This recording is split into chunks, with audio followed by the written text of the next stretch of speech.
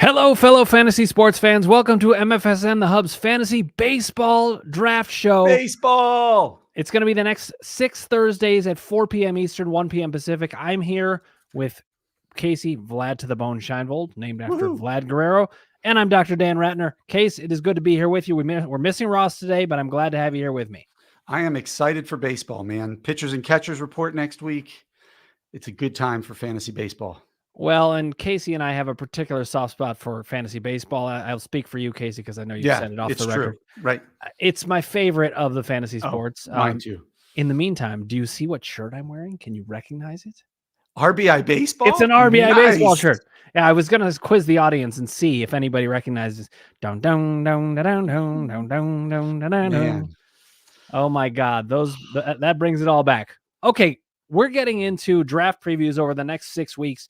And we'll do certain positions at different times. We're starting easy because catcher is usually a pretty thin position. We're going to do catcher and first base today. We each have a top 10 catcher list. We each have at least one sleeper, at least one bust, and some value picks. I just wanted to define for everybody who's watching what those are.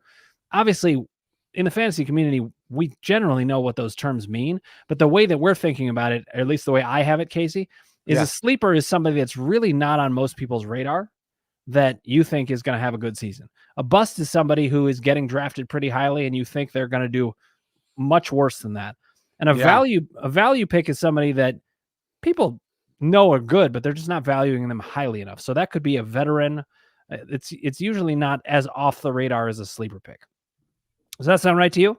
That works for me. Okay. So we can do this any way, but let's start with your catcher top 10 list, and let's just have you do the top 3. We're going to start comparing notes. Some of the fun of this is seeing where do we end up ranking certain players, because I mean, everybody does this. They'll go to the, whatever site they're on, and we're now going to be using Fantrax because we're starting a new for Dynasty league. Baseball. It's basically Dynasty Baseball. It's very, very exciting. And we have some of our favorite viewers in the league. By the way, it's not too late. We have a 10-team league right now. If anybody wants to get in on that league, we do have 2 slots potentially available. We could expand to 12 teams if you want, but you got to let us know fast because we're setting everything up. 7th. And the draft begins March 7th. It's a slow draft where people will have 4 hours, and we may even pause the draft if they're not taking it because there will be trading of draft picks. It's going to be super, super fun. I know you're amped about it, Casey.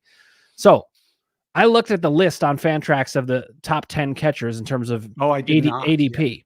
Okay, well, I just wanted to get a sense of it, partly because I checked out at the second half of last year, which is very unlike me. We were having some league issues in the other league, and I was done. Normally, that will not happen. So I looked at the list, and it's not. My order is not the average draft position order. I doubt mine is either. Most are not. So go ahead, give me your top 3. I bet we will have the same top 3, but you never know. Ooh, interesting. Okay. Well, my number 1 is Adley Rutschman. I think, he doesn't steal, but he does everything else at an above average level. And at catcher, where there is a dearth of kind of the big name stat stuffer players, somebody who's going to hit back close to 280, hit at least 20 home runs, potential to drive in 100, score 90, doesn't strike out a ton. Let's be honest, Baltimore is an exciting team and is a much improved team. He's in the heart of that lineup. I love the kid. He's young and he's ascending. He was the number 1 pick in the draft out of, was it Oregon, I think? I don't remember colleges very well. Ross would be your guy on that. Or it was Oregon or it was one of the Pacific Northwest. Let's say hi to Albert Merriquin, by the way. Good to see you, Albert. It's been a couple weeks. Yeah, we've missed you. We took some time off because between football and baseball, it's not big fantasy months. We've actually been recording some evergreens. These are things that will always be relevant. There's strategy stuff, so we're gonna have those coming out soon. Keep your eyes out for those. We'll be releasing them in the next week or 2. So I'm assuming Adley Rutschman is one everybody agrees on is probably the safest, smartest, top-ranked catcher. My number 2, I don't know if you're going to agree with this, is William Contreras in Milwaukee. Mm-hmm. Not currently, I think he's number 4 of catchers in terms of ADP right now. But this is a guy who he bat 290 batting average or 289. He hit 17 home runs, scored 86, drove in 78. But what I also like, he's young, 26 years old, is he hit 38 doubles last year. And one of the things I like to look at when it comes to young players, even if they're not producing monster power numbers, if they're hitting a lot of doubles as they get older, as they get better, those doubles often become great point. Home runs. You look at, like, I'll use Manny Machado as an example. When he first came up, people were questioning his power, but he was hitting like 45 to 50 doubles a year. And then all of a sudden he hit like 24 years old, 25 years old, and he's a 35 plus home run guy who's driving in 100 plus runs. So I think William Contreras, the lesser known of the two Contreras brothers, is probably the safer and smarter pick there. It's not a great lineup anymore in Milwaukee, but I still think he's going to produce. And then number 3 is somebody who's been number 1 for years and isn't anymore. I just think Father Time catches up with you eventually, and that's JT Realmuto. He's still in the top 3 because he's going to give you double-digit steals. You're not going to get that from any other catcher. He could even get 20, but his batting average has started to slip. His power numbers aren't as great, but still a horse for you at the catcher position. All right. I mean, I love your point about doubles, by the way. This is the stuff we kind of geek out to about fantasy baseball, because baseball is the number one sport that is a numbers game. You can look at so many different underlying numbers. And so this is part of how you evaluate who's undervalued. Casey, if you think that William Contreras is going to turn 10 of those doubles into home runs, he becomes a 30 homer guy. Exactly. With a good average. So by the way, he's in Milwaukee, which is a great hitter's park. Yep. You're also a park guy. You often talk about which parks there. I'm not as wed to that kind of thing, but I totally understand it. Okay, so I'm gonna tell you where the guys you ranked fit in my list. Okay. First of all, I don't have Adley Rutschman number 1. I do have him number 2. Okay. He's a no-brainer for top 3. I mean, I originally had him number 1. I ended up putting JT Realmuto still as number 1, and it's simply because of the steals. Yeah. I mean, he's going to hit for decent average, and that's really what you're looking for in a catcher, is somebody who's not going to bring down your average while producing numbers. I just think that Realmuto is the only guy who's, I mean, look, there could be guys who come out of the woodwork. It's possible, but he's the only predictable guy who's going to get you at least 15 steals at the catcher position. That's extremely valuable. Would I trade Realmuto and Adley Rutschman straight up for each other? Yeah, they're probably pretty similar value. I have them 1 and 2. Okay. Contreras, I like a lot. I do have him number 5, though. See? So, and part of the reason is that, you know, you are a guy who loves the speculation and the excitement of the young player. Yeah, and I do. I'm like, you got to show it to me twice, and then I'll buy you for twice the value. It's fine. I'll overpay later, but I want to see it again. And meanwhile, William Contreras was my catcher last year, and he was not that good in the first half. This is a reminder to you all, be patient, especially in fantasy baseball. Right. It's a long season, and these players figure it out. William Contreras is a great example of that. Okay, we got an observation coming in from Chris Atwater. Good to see you, Chris. Will Smith, not young, but definitely very valuable for some years to come. Same age as Adley Rutschman and William Contreras, by the way. That's interesting. They're all 26. Will Smith has just been there for longer. So I have Will Smith 3rd. He's in the Dodgers lineup. By the way, I have him 4th. I assumed he had to be 4. We should start guessing these with each other. Let's see if you can guess who's my number 4.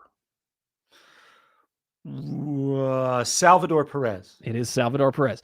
So listen, you're going to have some warts in some of these guys in certain ways. And Salvador Perez is one of those guys. He can be injury prone. His batting average is not that reliable, but he did 2 seasons ago. He put up what?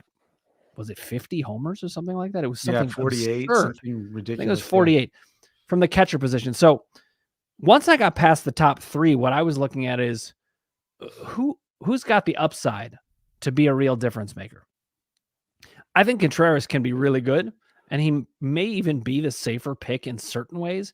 But in another way, I think Salvador Perez is the safer pick because he's got the track record. So I have him slightly above Contreras. So that's my top 5. Who are we missing from your top 5? You had Realmuto in the top 3 as well. And then I had Will Smith at 4. And this goes to my love of youth. Since we talked about it. And here's a strategy tip if you're watching. Know your weaknesses. My weakness is that I fall for like you'll find if you follow us throughout the season, I'm always the guy who says, here's a prospect, because I love that aspect, Loves the possibilities. the projection aspect of the game. Yainer Diaz from Houston. The guy only had, 380 at bats or something like that last year, went 280, 23 home runs, 60 RBIs. And he's in Houston, which is another great lineup, a great park for right-handed power. And it wasn't really a fluke because he hit 294 the season in AAA. So it's not like this is a guy who came out of nowhere. But going to Dan's point, I don't have him higher because of the limited track record and the predictability of what he can do. The guys we have in our top 4, to me, are very projectable. They're easy to say, I'm going to count on this guy to not hurt me in any one category. Yainer Diaz, we haven't seen him do it for a full season yet, but I'm excited enough that he's number 5. Yep. And this is one of the differences between Casey and me. That's why I have Salvador Perez at 4. He's got Yainer Diaz at 5. And I have Salvador Perez at 7. Yep. This sounds about right for the two of us. But, and here's the other thing. Yainer Diaz isn't in my top 10, but he is my sleeper pick. I mean, I was looking at those numbers and I was like, if people aren't paying attention to this guy could be really sneaky good. He could end up a top 3 catcher easily. He's in that great lineup. And listen, I know I said Real Muto number 1 because of the steals, but my main factor with catchers is, are they going to kill me in average? Right. Because if they're going to kill me in average, why invest in one early? You can get a catcher who's going to hit for bad average, but put up some decent power numbers somewhere. That's the kind of flawed player you can find on the wire. Yeah. And my 9 and 10, when we get to them, they're liabilities and average. All right. Why don't you go ahead and, Chris has another observation, then we'll get to the rest of your list and then we'll do mine. Okay. Chris says, if you are doing Dynasty and looking for youngsters, you have to pick Ethan Salis at some point. Is this guy on your radar? Ethan Salis, he's 17 years old. He's a prospect. He's a stud prospect in the Padres organization. Like he started last season at 16 and still ended up in AA. Like that's how advanced he is. Now he only batted 240 something, I think, but he's so advanced. You're absolutely right. Another guy you got to pay attention to is Samuel Basallo. He's actually, unfortunately, though, in the Orioles organization. He's 19 years old, and he's going to be behind Adley Rutschman. But won't he probably get traded? I mean, he might be one of the ones, like if they're looking to do Dylan Cease. I heard Emmanuel Clase, those types of players that they're looking to deal because they're trying to win now. But he's elite exit velocity, 2 to 3 walk to strikeout ratio, things that are very impressive for a young player at 19, over 300 with 20 home runs. So it's another great guy. Like I said, Chris, you're in my wheelhouse when you start talking Dynasty and prospects, but you're absolutely right. Ethan Salis is right now looks like he's going to be a stud. I'm not going to say is going to be a stud because I've been burned by that way too many times. And as has the whole world and many organizations. So let's do this, Casey. If there's time, we'll circle back to some Dynasty questions towards the end. Like, how would you value a Dynasty catcher versus a different player? We'll get to that in a little bit, hopefully. But Chris, thank you for the question. Okay, let's give the rest of your list. You've given the top 5. Okay. We already know your 7 is Salvador Perez, but keep on. I have the other Contreras brother at 6. He's Wilson. Yeah, he's in the Cardinals. He kind of figured it out again last year. Remember, he struggled his last couple of years in Chicago. He batted 264 last year, which doesn't hurt you, 20 home runs. But what's even more impressive, over his final 50-some games, 52 games, I think, he batted almost 340. And so he started to really get hot. Now, Wilson Contreras, if you look at his stats from even when he was a top 3 catcher 6-7 years ago, has always been streaky, where you will feel like you have to drop him for 6 weeks at a time, but then all of a sudden he'll go on this stretch where he makes up for all of it. And the thing you have to focus on with rotisserie is it's the final number that matters the most. Unless you're in a head-to-head league, cold for 2 months, as long as he's hot for the other 4, doesn't hurt you. And so Wilson Contreras is kind of one of the poster boys for that. I have Sally Perez at 7. I'm an ageist. I can admit it. This is a guy who has a lot of tread on his tires. He started to regress a little bit last year, only hitting 23 home runs, having some injuries. Still going to get you 70 plus RBIs, score almost 60 or plus runs, could still hit 30 home runs any given year. I just age is undefeated in the battle. So I put him Father Time always below that. Sean Murphy was a part-time player for the Braves last year because for some reason they straight platooned him, even though he was crushing the ball. So in the equivalent of half a season, 250, 21 home runs, 65 runs scored, 68 RBIs. If you can get him right for half a year, I remember this is probably 10 years ago. Dan was very famous for having a shortstop who missed 65 games a year. And he didn't care, and he kept him every year because Troy Tulowitzki put up 162 games worth of production in 85 to 95 games. Right. That's the way I look at Sean Murphy. The last two guys are power guys who are not going to help you in average, and that's Cal Raleigh in Seattle. He crushes the ball, 30 home runs, but he's going to bat 230 or below. And Francisco Alvarez of the Mets, I picked him over some of the other guys because of the power potential. And he was just a rookie last year and still hit 25 bombs. He only batted 209 though. So you have to be careful. If he figures it out, you could see his average go up, but he's never going to be much more than a 250 hitter at best. All right, Case, let's answer this question from Chris. Have you mentioned Gabriel Marino? We have not yet. We have not. He was 12 on my list. Yeah. And I had him last year when William Contreras was slumping. I picked up Gabriel Marino, started him. Or that may have been a different league, actually. Sometimes the leagues run together. But I'd certainly had him on my radar. You have him 12? I have him 12th only because he doesn't hurt you in average, but he's kind of an average-only catcher. He only had 7 home runs. Well, for now. Right. But, like, but he's never projected to be a power guy. Okay. So, I mean, sometimes, and this is another thing I love about baseball, you can look at minor league numbers. Like with football, you can't look at college football and have those numbers translate at all. But the minor leagues, actually, you can see what are these people doing. But he did steal 6 bases, and that's a non-zero, which is good in catching. Yeah. So, and listen, if you're in a 12-team league and you're looking for a back-end catcher, you could do a lot worse. I did not have Sean Murphy in my top 10, but I did have him as a value pick because if you look at his numbers, they're outstanding. I mean, he's in a great lineup. He's a professional hitter. He's going to play sometimes not even at catcher. I think he's going to be in the games. And so I certainly have him as a value pick. I did not have him in my top 10. I'll explain why in a second. So let me round out my top 10. My number 6, you didn't mention him. So maybe you think this guy was a flash in the pan. I think he is actually has arrived. I mean, do I think he's going to be a dominant force in baseball leagues? When you get outside of the top 5 catchers, I don't think any of these people are going to be dominant. You're looking for guys who aren't going to hurt you that much. But I really like Jonah Heim. Jonah Heim of the Texas Rangers.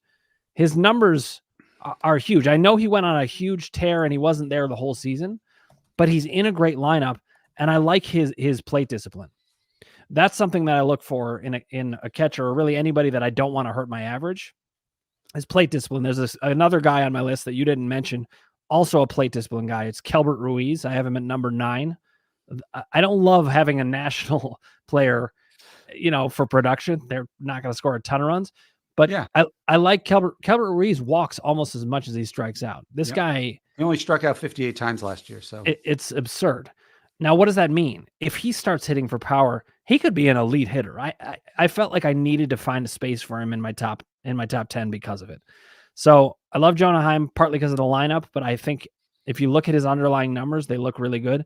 I have Wilson Contreras at number 7. I have Cal Raleigh at number 8. I thought about leaving Cal Raleigh off the top 10 list, actually. And I know what you guys are thinking. You're like, how can you leave a 30 homer catcher off that list? But he's not far off from being Mike Zunino. Like, his average can be so low. Or Travis d'Arnaud, another one who's kind of similar. So, and a catcher, you do have to scrape the barrel sometimes. You do. Rounding out my top 10, because I have Ruiz at number 9, is Francisco Alvarez. I'm looking for upside. This guy is a very high prospect. Yes, his average was low, but if he figures it out, he could be a real force. So I've mentioned everything except for my bust and one other of my value picks. Do you want to do your sleeper, bust, and value picks, and then we'll go from there? Sure. My sleeper is Henry Davis, right fielder for the Pittsburgh Pirates, but he's a catcher, and they plan on catching him this year. And he didn't have a great last year, only hit 213, but remember when the Mendoza line used to mean something? Yeah, I know. He's a recent top. I mean, he's a recent top prospect, and he 16 home runs, 13 steals in 86 games between Double A and Triple A before he was called up. So it's a power speed guy who might not play a lot behind the plate. If you remember, was it last year or 2 years ago? We were talking about Dalton Varsho as like the catcher du jour, although he stunk last year for Toronto because he didn't play catcher, but he played just enough to qualify at catcher. Yep. And that's some of the things you're looking for. So I have Henry Davis as my value pick. Or is that my sleeper pick? I'm sorry. My value pick is Logan O'Hoppe. This is a guy I was high on last year.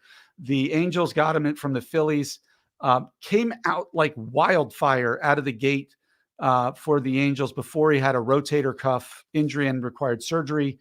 Missed 4 months, still came back, and over the final 35 games, he hit 10 home runs. When a rotator cuff is supposed to sap your power when you recover from it. Here's a guy who came back after 4 months, 10 home runs. He's ranked outside of the top 12, I think, right now.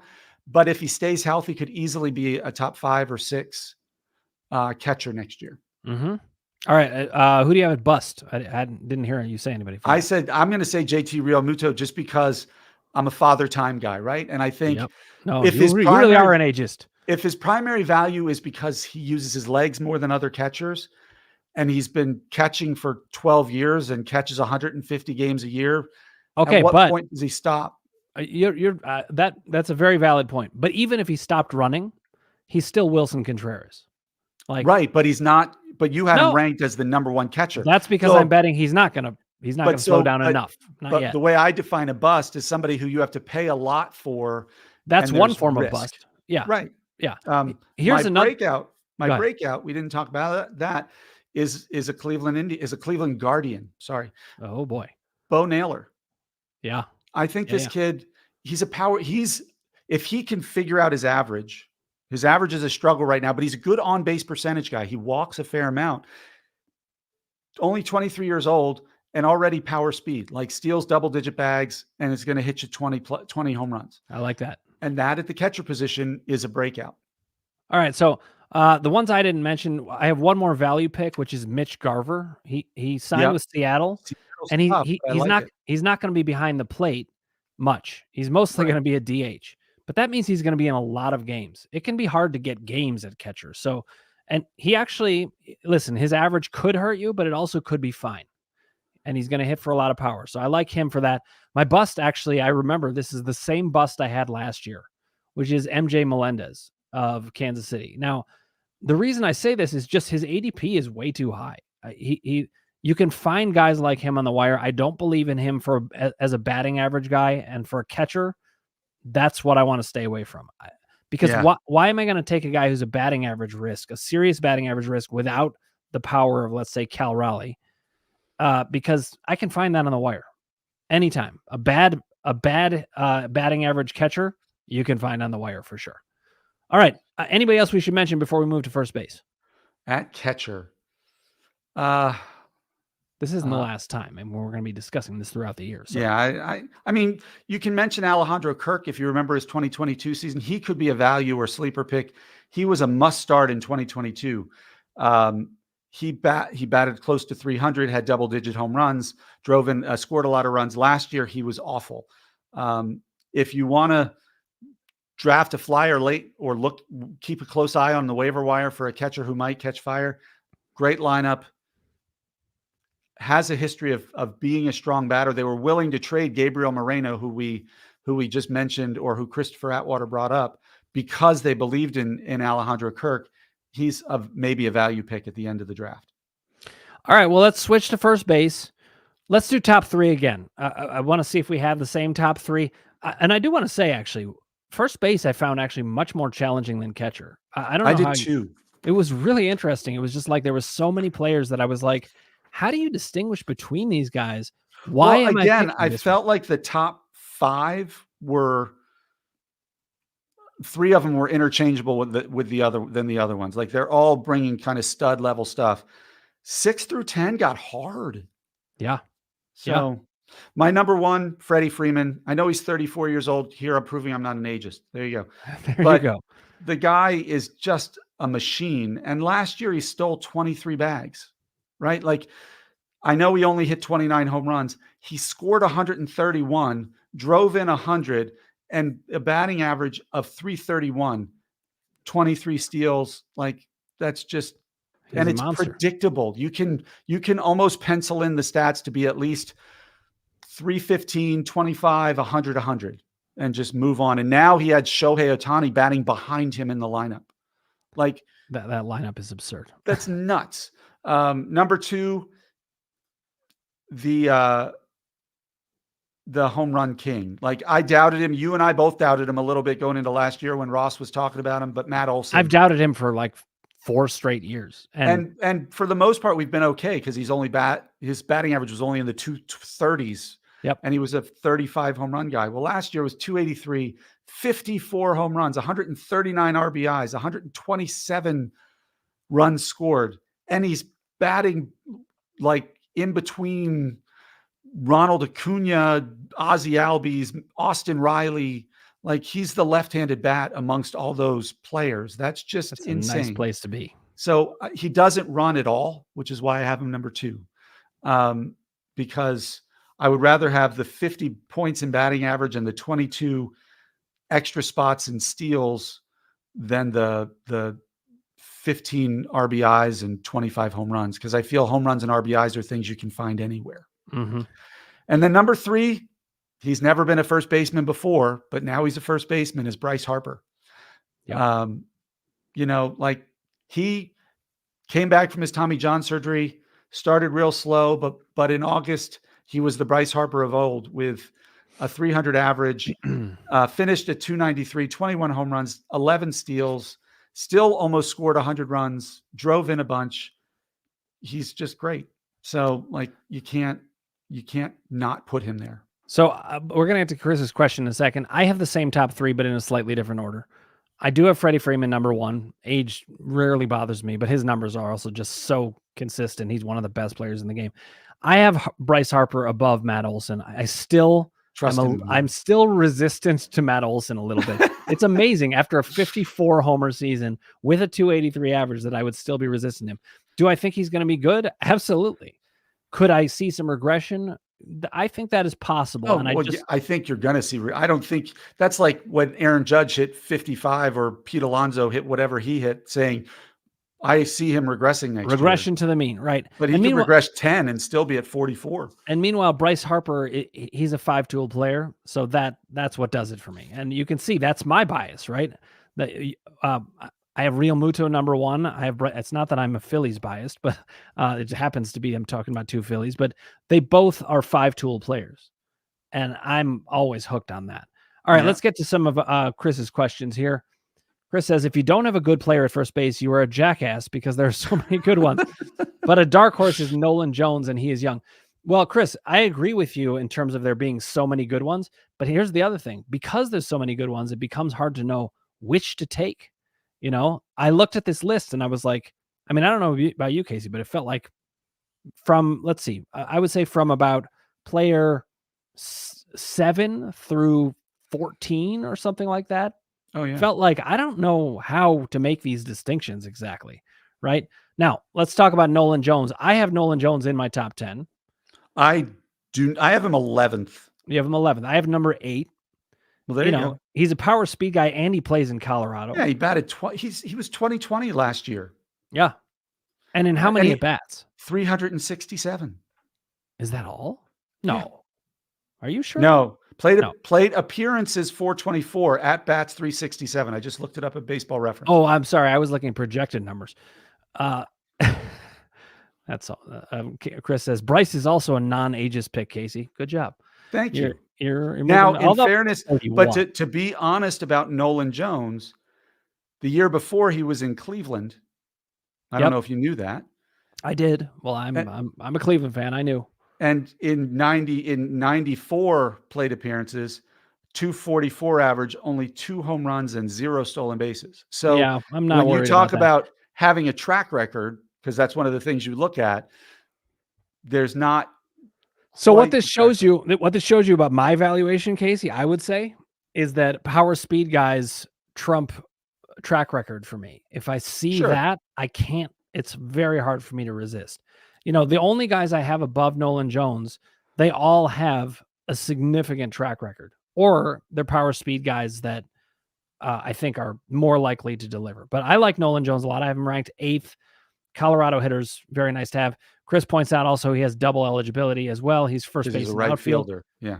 I just did in one of our evergreen videos that'll be coming out.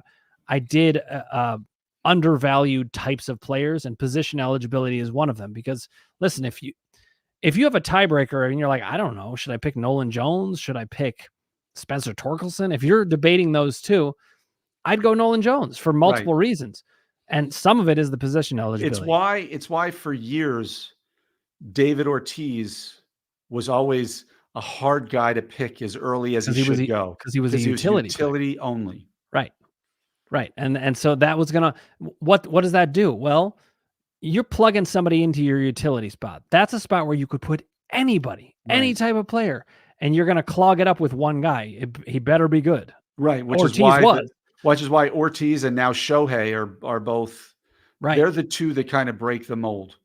Yeah. And it's very, very rare to have a utility guy. I remember when Frank Thomas became a utility guy and his numbers just weren't nearly as good as they used to be. Then he was a guy that was on the waiver wire. He could put up numbers, but he would clog up your utility spot. So a guy like Nolan Jones frees you up because you can play him at first base. You can play him in the outfield. Okay. So we've each set our top 3. Let's go with the next 3, 4, 5, and 6. You go first. Who you got there? Well, my 4th is my guy, Vladimir. Vladimir Guerrero Jr. I know last year was a down year, but when you hit 26 home runs and drive in 94, and it's considered a down year, that's pretty good. That's pretty good. And if you look at the advanced metrics, the underlying metrics, and that's one of the things there is, and that's what Dan referred to at the beginning. There's so much math. It is the biggest numbers game ever. His expected batting average and his expected slugging percentage based on how hard he was hitting the ball and where he was hitting the ball were as high as his 2021 season when he was almost MVP if it wasn't for Shohei Ohtani, when he was just a monster. And so there's a lot there to think that he's going to come back, that he could be back to his closer to peak numbers. And then number 5 is the polar bear, Pete Alonso. I can't get, the power is so immense. The batting average is going to be hard. He's not going to bat above 230 or 240. He does take a fair amount of walks, but he strikes out a ton. But 46 home runs and a combined 210 to 230 runs and RBIs, I'll stomach the bad batting average for. And in our league this year, we included OPS as a category. So does that change your valuation of Pete Alonso? His OPS is still going to be lower than a lot of the other guys, but it's not going to be absurd, right? It's not. He had a 239. That's projected actually. Let me look at the actual stats he had. Hold on a second. He had a 217 batting average and an 821 OPS. But if you look at Vladimir Guerrero, he had a 264 average and a 788 OPS. Exactly, because he hit those 46 home runs. Yeah, and so. But I don't think Guerrero's numbers are going to be that low again. I don't either. Alonso, I have him number 4, by the way. Alonso is showing that if he brings his batting average up 15 points, it gets him almost a 900 OPS. And then my number 6, I don't know what team he's on yet, but Cody Bellinger. He's not on a team yet. Came back, right? He batted 307 last year. I'm looking at my numbers. It's crazy. 26 home runs and 20 stolen bases, 95 runs scored, 97 RBIs. Not quite his MVP year where he crushed 50 plus home runs, but it's a power. You're getting speed at first base. He's another dual eligibility guy because he plays in the outfield as well. I have him also as my bust pick because the variability is so bad with him that he could also bat 224 with 14 home runs and 20 stolen bases, but strike out 198 times. So but he's my number 6. His variability was very hard. I actually have him at number 7. And I tried to rank him as low as I could because I was like, this guy has such variability. I mean, Cody Bellinger could end up being the top first baseman. I mean, he's just a monster. But here's my main concern about him. He got better playing for the Cubs. I don't know what they were doing there. I don't know if the hitting coach unlocked something or what. Now we don't know where he's playing. So I see this track record. It's a weird track record. Yeah, the only one that scares me, that's kind of the one they're talking about, teams that could use him, is San Francisco. If he goes to San Francisco, I suddenly become much more worried because it's in a huge park. The ball doesn't travel well there. Only Barry Bonds has broken 30 home runs there, I think, in the last 20 plus years. Yeah. But I mean, listen, he had a stretch between 2021 and 2022. And actually, if you include 2020, 3 straight years, I think his overall batting average was like 211. Yeah, it was horrible. I mean, it was for 3 years. Yeah, but you look at him, maybe it was COVID, because pre-COVID, he was a stud. There was, I did wonder about that myself, but the variability is the only reason that I have him lower. I mean, that being said, the top 5, I have Freddie Freeman, Bryce Harper, and Matt Olson. We have switched. I have Vladimir Guerrero 4. I have Pete Alonso number 5. I think most people are going to agree with those top 5. Sure. The one guy I put ahead of Bellinger, different than you, is Paul Goldschmidt. I have him 7. So yeah, we have it flipped, and for again, me, that's all about risk. That's my ageist stuff. Now, and my risk averse nature regressed in running and batting average last year. His RBI production was down. That was the other thing I was looking at. Like, he's 36 years old and was going the wrong way. Yep. It's true, and I still think obviously he is going to continue going the wrong way in some capacity. But the question is how much.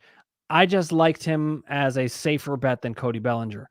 Do I think Cody Bellinger will outperform Paul Goldschmidt? As a coin toss, because it all depends on Cody Bellinger. If Cody Bellinger shows up and plays like the great Cody Bellinger, he will outperform Paul Goldschmidt. If he shows up and he's the terrible Cody Bellinger, right, Goldschmidt is going to destroy him. That's why he's my bust pick. Yep. And that's why I have him ranked a bit lower. I didn't have him as a bust because I actually think he is going to be good, but he's the hardest to predict player, certainly a first baseman. Chris Atwater says, have to look at TristanCasses for great value and a youngster for Dynasty, the Boston Red Sox first baseman.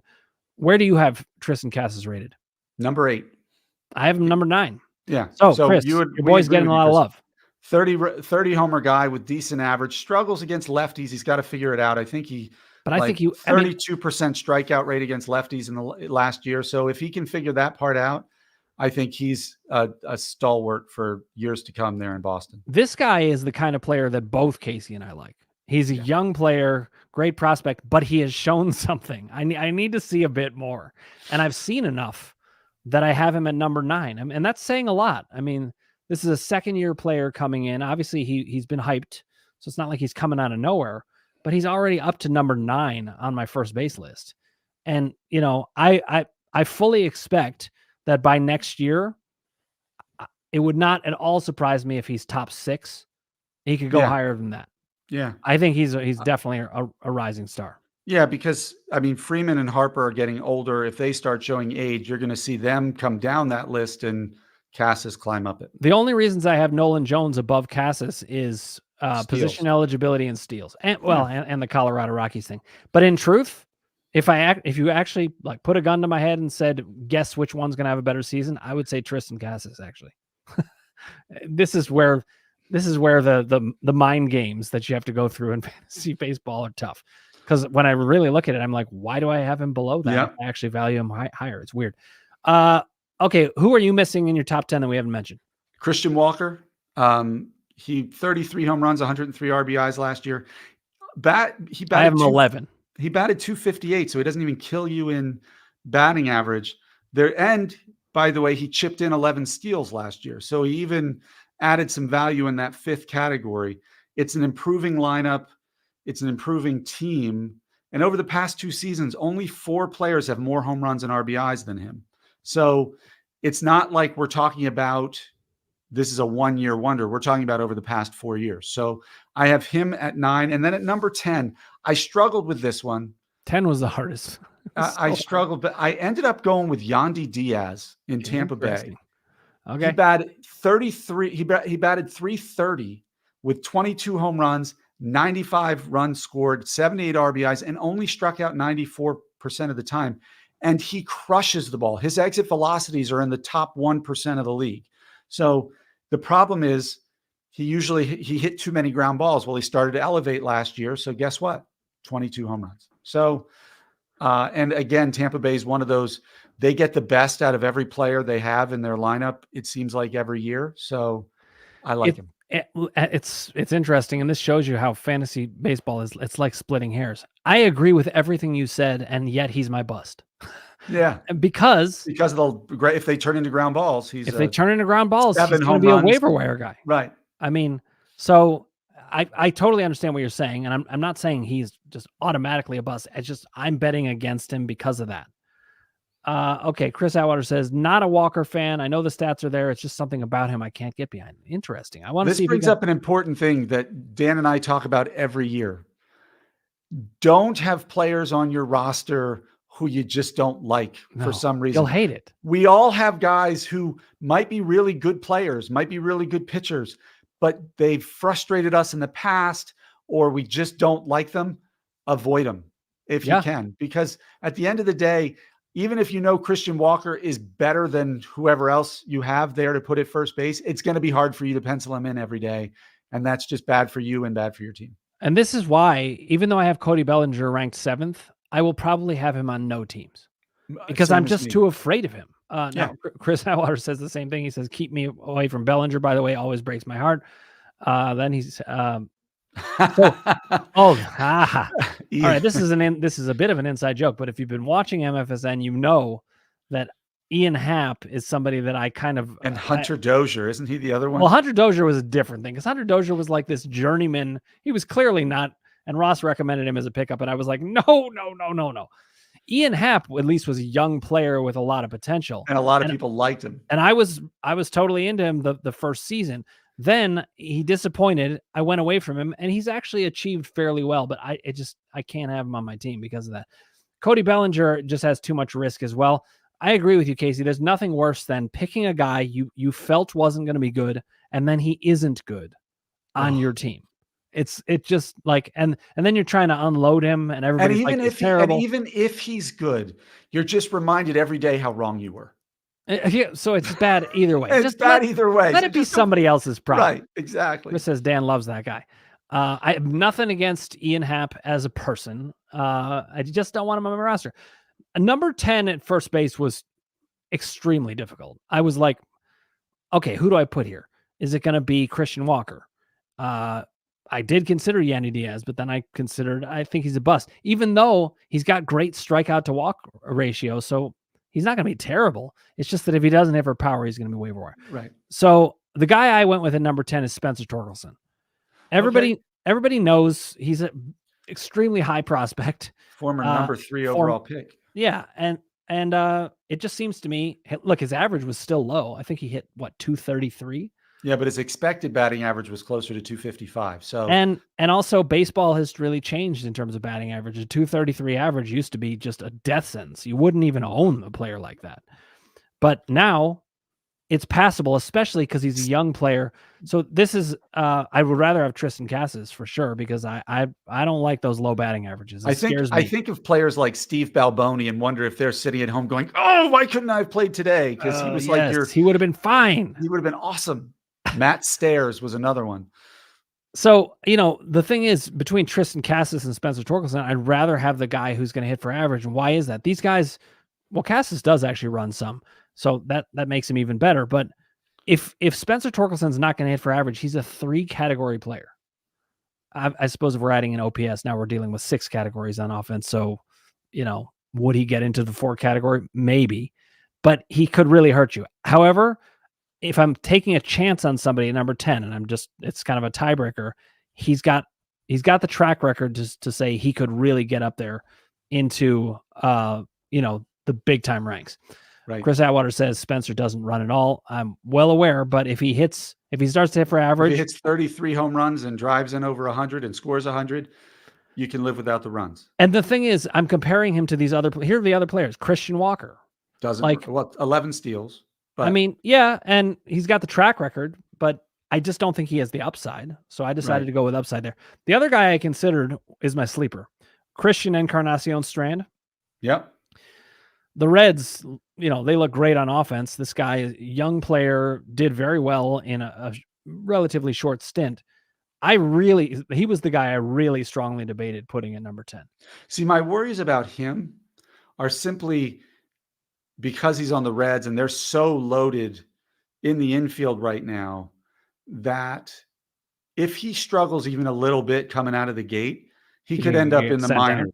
Yeah. And that's because he has options left. He's only 24, but you're right. Okay. Like I talked about him every week. I think it felt like in June and July of last year saying, call him up. So, but even worst case scenario, let's say he does get sent down. He's not going to get sent down for the whole season. Oh no. And in Dynasty, it doesn't hurt you at all. And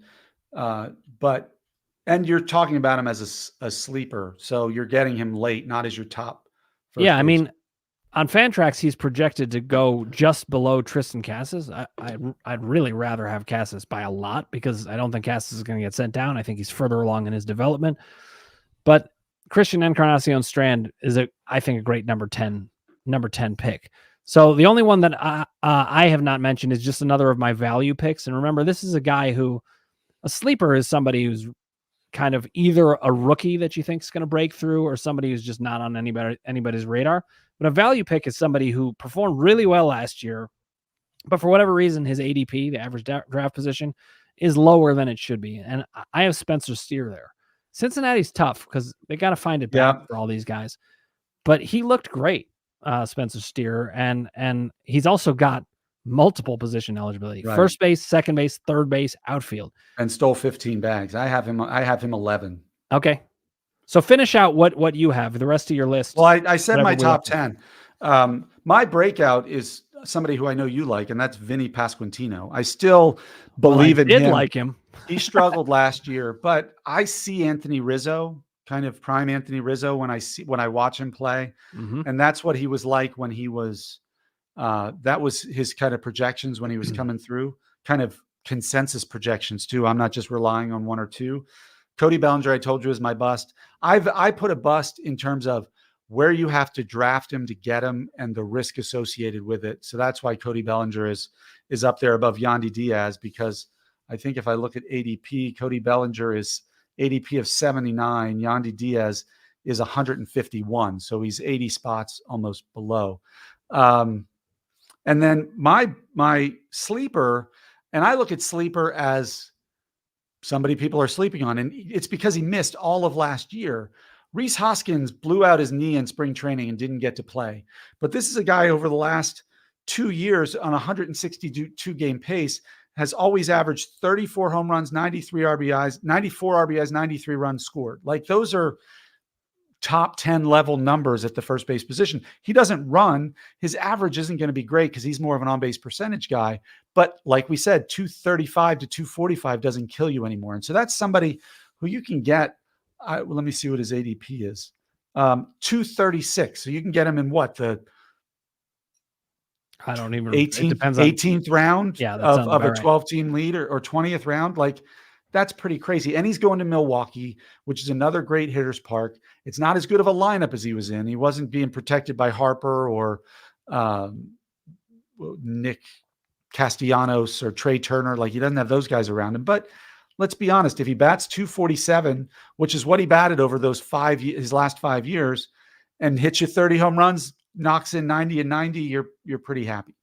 All right, we have another fan of, I believe his other nickname is Pasquatch, but the Italian sausage. Stick with Vinny; he will be great. Chris, I remember you and I. Oh, it's Italian breakfast. Well, the Italian sausage, that is kind of hilarious. Mixed up Italian breakfast and called him Italian sausage, but so, it's all the same. Since Chris has been asking names, has been bringing up names in Dynasty, another Cleveland Guardian has to be on the list. That's Kyle Manzardo, the first baseman for them. He struggled last year in the minors, only batting 237, 17 home runs. Still had an 802 OPS, by the way, 55 to 80. That's impressive. 55 to 80 walks to strikeouts. But the year before, 327 with a 1,043 OPS. So his plate discipline is awesome. His exit velocity is awesome. His launch angle is awesome. So he is another Vinny Pasquantino type, and he batted 272 in the Arizona Fall League, 905 OPS. So there's a chance he breaks with the team this spring, ironically. So he's somebody to keep an eye on. For deeper dynasty, somebody who's not coming out this year, but you want him, is Xavier Isaac, the kid in Tampa Bay.